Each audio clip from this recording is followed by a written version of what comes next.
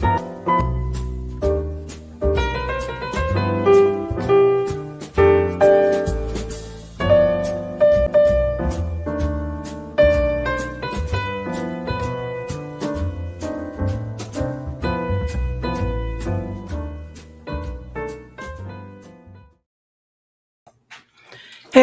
traders, welcome to Charts and Coffee. Great to see everyone. Happy Wednesday. Should be another interesting one. I want to show you all a couple things because I think it's very important to sort of keep our bearings with, why this might be a little bit more frustrating an environment, or more specifically, right? Rather than just saying it's frustrating, right? I mean, I think most of us would agree follow through has been difficult to come by.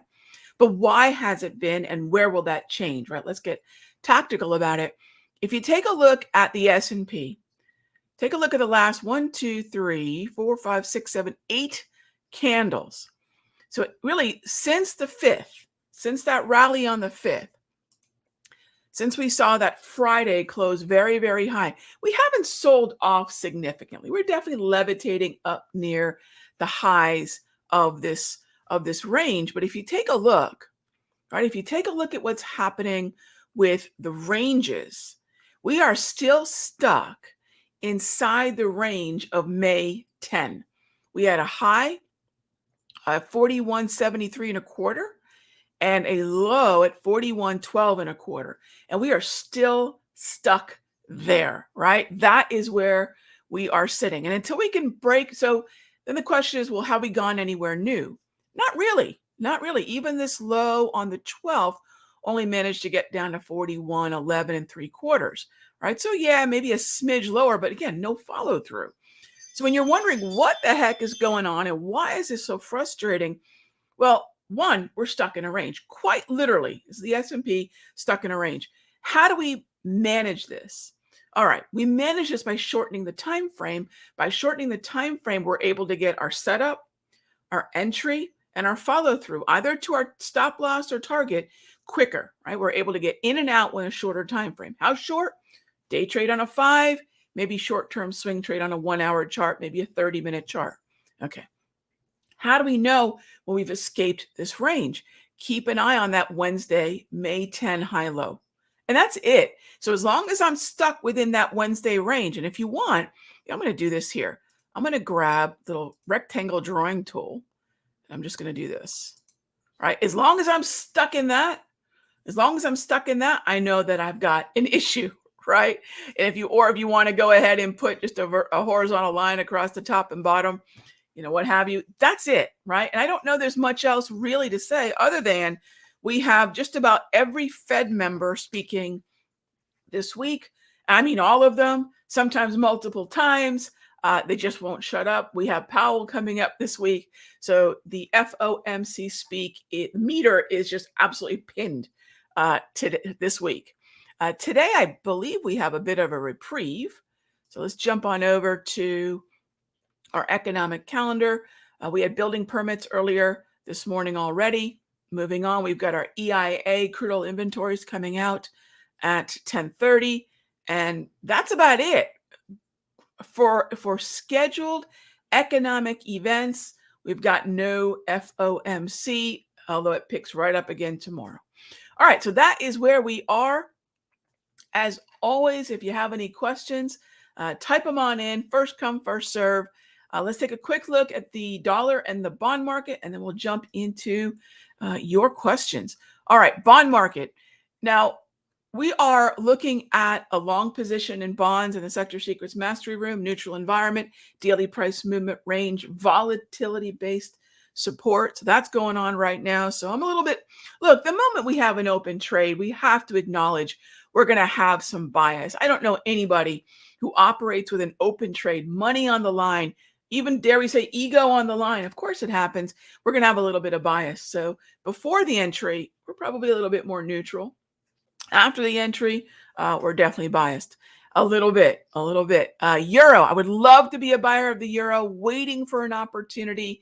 And if for whatever reason we can get down to the 108 handle, I would love to get long euro. This does not mean that US dollar is necessarily going to continue higher, but as long for a prolonged period of time, but as long as the euro is weak, the US dollar is going to be strong.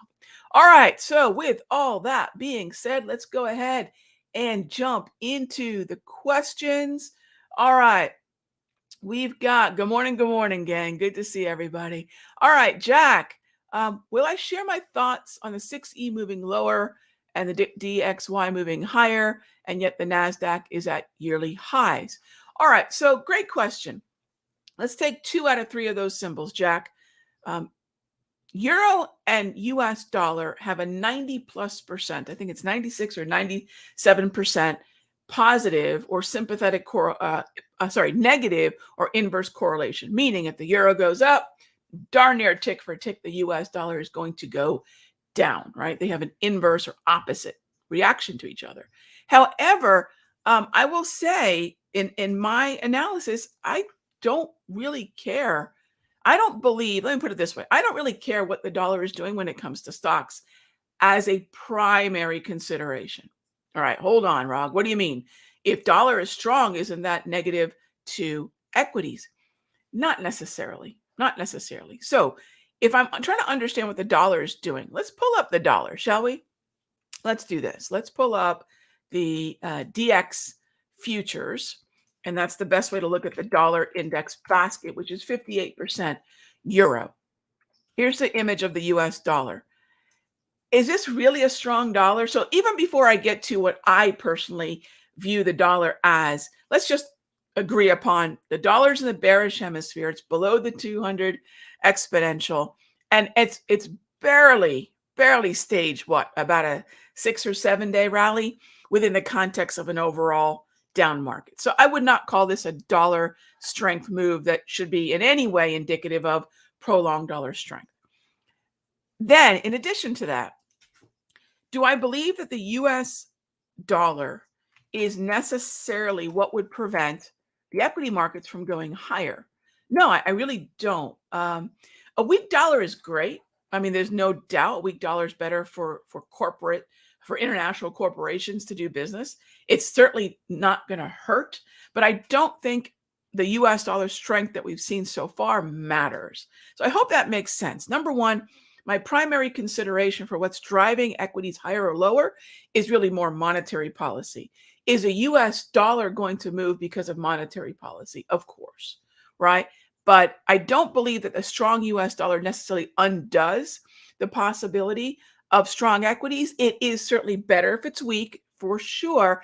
And then kind of putting a bow on it, the current rally in the dollar is not enough for me to say, hey, this is a dollar that's just roaring higher, right? When you step back and look at it. So I hope that makes sense.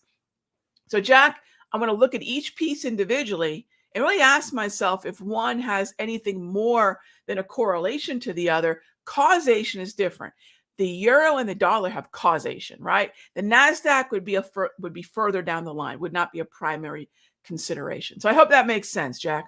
Hey there, Stacy. How are you? I appreciate that. Absolutely. Thank you, Stacy. I'll see you in the Sector Secrets room in just a bit.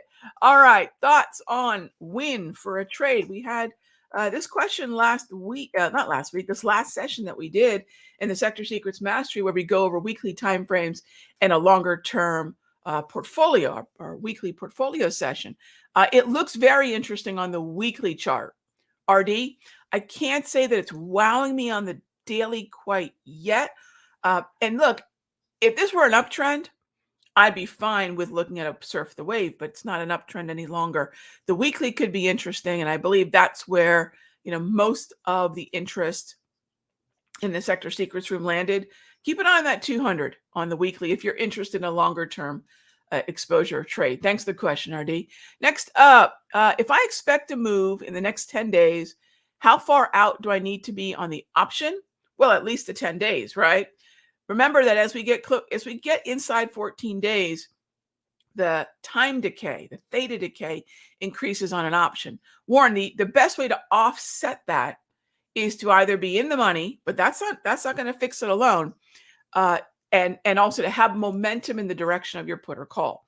So you're going to have some momentum, some volatility in that favors the direction of the option that you hold. Unless, of course, well, it would still favor if you sold an option, right? So if you're going to write an option and it's 10 days to expiration, you're not going to collect as much unless we have a high volatility environment in which you're writing the option.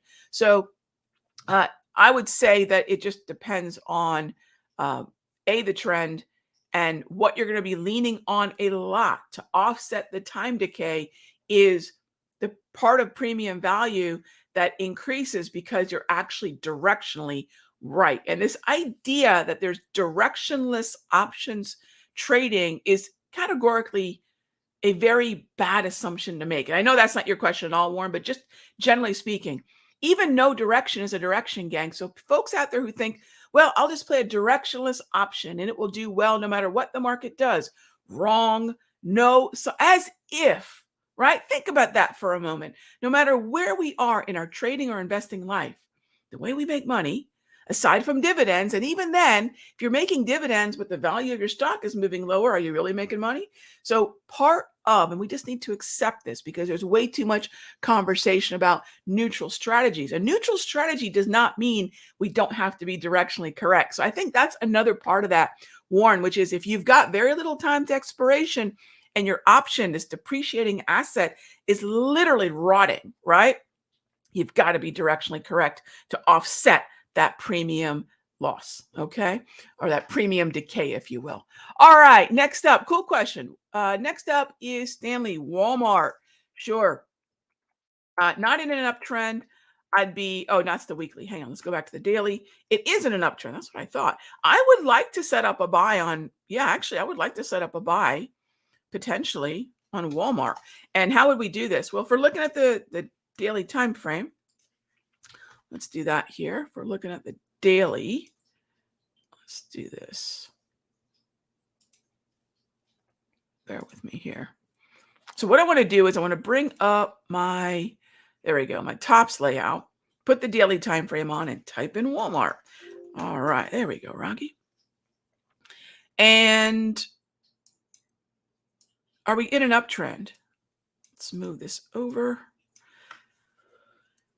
You know, this is actually looking quite interesting the closer we get to the support, the automated support of the Darvis right around 149.5. This could be an interesting setup. Yeah, I would keep an eye on that. It would be long only for me. We're going to see a little bit of weakness after, well, actually, we actually rallied after ex-dividend date, which is interesting. I'd keep an eye on XLP, Stanley, but I like this as a buy. I can't short it, not on the daily anyway. So I do like this as a buy. I do like this as a buy. And then with the daily price movement range, the daily price movement range actually does not like this until about 148.5. So the wave we're inside of, if you're looking for something that's price and volatility, we might have to wait for a Darvis plus DPMR. So it depends on whether you want to focus on volatility entry or price entry, or maybe treat the price entry at the wave aggressive. The volatility entry is more moderate to conservative, but it is long only. How much do I think caution in view of ongoing debt ceiling talks is playing a role with commodities like CL and GC? Hey there, Matt. Yeah, we're inundated with the fear mongering around the debt ceiling, gang. The debt ceiling conversation, and I'm really not trying to make too much of it, but I don't want to ignore it either. But this is not the first time any of us have had to trade through a debt ceiling. And yes, I'm going to use the probability of the last 70 plus times we've been up against one. We didn't default, right? I'm not going to presume we're going to default this time. Now, remember what news, what is the role of news? What is the job that news has? To keep our attention. What's the best way to keep our attention? Freak us out, right? Are there things that are happening in the broader averages that are beyond the debt ceiling? Of course. Is the debt ceiling one of those umbrella type events that if it were to happen, and I talk about the debt ceiling some in yesterday's video. So it's definitely on my mind. Don't get me wrong, but it's not guiding what I'm doing with a short-term swing trading or even day trading approach. So being concerned about it, Matt, means let's just shorten our time frame and not commit to longer term follow through, right? Because of this debt ceiling looming, May 26, June 1. I've even heard this sort of X date. At the end of this month and the beginning of next, yes, things are going to get really real. In the meanwhile, would gold and crude? I guess my answer to that would succinctly be no, because why would it only be gold and crude that are concerned about the debt ceiling? Why not the S&P? Why not bonds?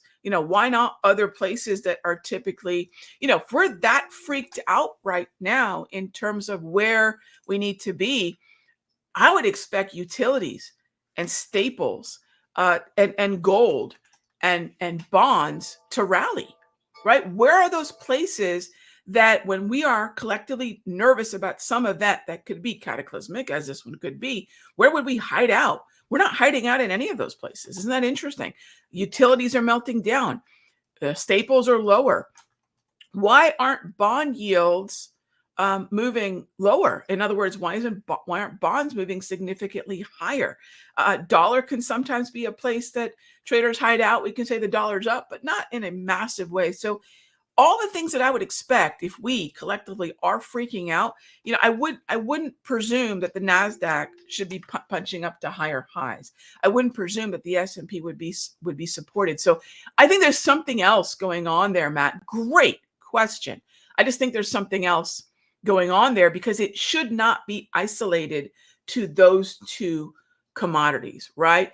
Crude oil really playing a game of supply and demand. And by the way, the EIA, the IEA have said maybe second half of the year demand will pick up. But until we really start to see evidence of that, there just is a slowing demand for crude. Even though there are production cuts, obviously that OPEC hasn't reached that balance. Gold is a play on real yields. Let me show you what that looks like. That's the nominal yield of a bond minus the rate of inflation. If you think, Rog, I don't know what the heck that even means. No worries. You can chart it. If you can chart it, I'll be frank. You probably don't really need to know a whole heck of a lot of what it is. You just need to know that as long as real interest rates are moving higher, gold could be under a little bit of pressure. If real interest rates are moving sideways, which they seem to be, gold is also probably going to move sideways. So what you've got here, let me lighten this up. In the red, you can see here, that's your rate of inflation, the nominal yield of the bond. In this case, I believe it's a 1 year on this particular chart is in black. And then the real interest rate, which is what I'm looking at, is in blue. That blue line moves opposite to gold. And look how it's not really going anywhere. And that's where, I don't have a narrative around gold, around what I believe impacts it the most, which is real interest rates. So I don't know that the debt ceiling is necessarily what's kind of keeping things in check. That makes sense. I try not to give you a because I said so type answer. I want to show you all the data that I'm looking at. And that's what I'm looking at there, Matt. All right. Time for a few more questions. Next up, Stephen asks, Raghee, I was wondering if you're going to have a Sector Secrets webinar coming up to go over what I am doing in the room. Stephen, I don't know. I'm definitely not in charge of whatever our calendar is, but if you ever want to know what I'm doing in the room, if you have questions generally, you can ask here in Charts and Coffee. You can ask in This Week in the Markets. I can tell you what we do on a regular basis, week in and week out, and probably the best way for me to show you that would be simply to bring up our schedule, because that's when I'm in the room with you all, and that's going to reflect what we're doing most. So this is our schedule, week in and week out. And then on top of this, we have a few other things. You get the daily, most of you know I take copious notes. If you've never been in the room with me before, you get my daily notes.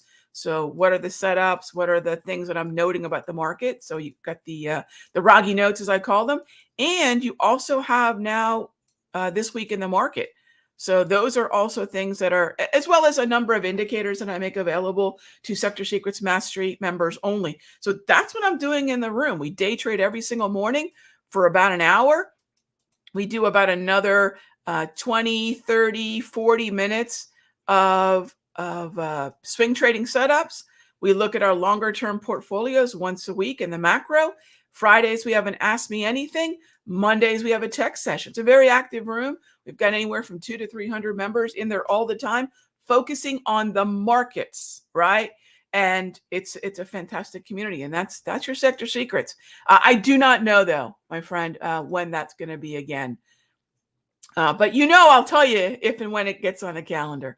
All right, Trader Momo asks, do I expect a hot zone volatility event for tomorrow for the unemployment announcement? Yeah, the 8:30, I don't think it's a massive one, Trader Momo. Is it a tradable one? Yes, it's not usually extremely volatile. But then if you look at what else is on the calendar, and let's do that here really quickly as we wrap up. If you're looking at what else is on the calendar for tomorrow, scroll on down to Thursday. There's your initial jobless claims, Philly Fed, and then we move on to Jefferson, Barr, Logan, right? I mean, we have a lot going on. And then Thursday, the market's already going to be looking ahead to Williams, Bowman, and then some guy named Powell, right? So we have a lot coming up as we get past Wednesday. So Wednesday seems to be a little bit of a break of the FOMC, and there's the inundation of data, but we go right back into it. So yeah, jobless claims could move the market, but then not even 35 minutes later, we've got Jefferson. 25 minutes later, second day of Barr testimony. Then we've got Logan. Then we have existing home sales. So there's a lot that is sure, that's going to be one of them. But Trader Momo, I'd say it might be the least of the hot zones tomorrow. All right. All right, gang. As always, thank you so much for being a part of Charts and Coffee, Caffeinate, and Dominate. Gang, heads up on the economic calendar. Still a wild one the rest of the week.